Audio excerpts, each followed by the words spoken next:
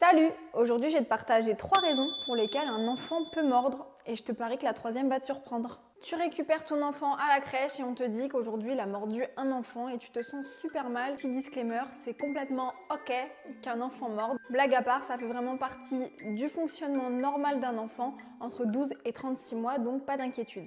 L'intérêt, c'est d'identifier les moments ou les émotions qui peuvent le pousser à mordre. La raison numéro 1, la colère. Les enfants ne savent pas contrôler leurs émotions.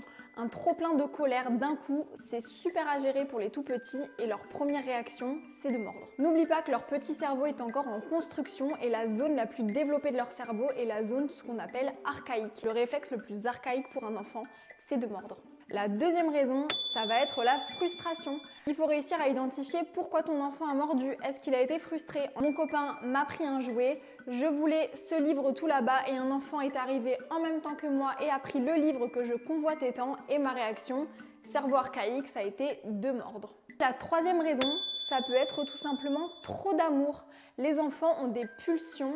Je suis sûre que ça t'est déjà arrivé en tant que parent ou adulte de te dire ces petits pieds, ils sont trop mignons, j'ai envie de les croquer. Bon, sauf que toi, t'es un adulte, heureusement, tu le fais pas. Mais un enfant, lui, le fait. Les pulsions, c'est quelque chose qui est hyper difficile à contrôler pour les tout petits. Ils vont tellement aimer l'adulte, ils vont tellement aimer l'enfant, ils passent tellement un bon moment que la réaction première qu'ils ont, cerveau archaïque, c'est de mordre. Je sais qu'en tant qu'adulte, ça peut être difficile à comprendre. Je t'assure que cette troisième raison est celle qui arrive le plus souvent.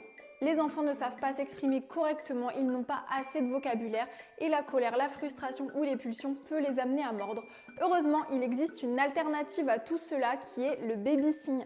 Grâce au baby-signe, tu vas proposer à ton enfant une alternative, une façon de communiquer différente qui va lui permettre de se canaliser, de gérer ses émotions et de te communiquer ses besoins différemment. Je t'en parle plus en détail dans ma formation Les fondamentaux du baby-signe que tu peux retrouver dans ma barre d'infos. Enregistre cette vidéo pour la prochaine fois quand ton enfant aura mordu sa prochaine victime. Partage à un parent qui lui aussi vit avec un petit castor et surtout n'oublie pas, la formation est juste en dessous. À bientôt!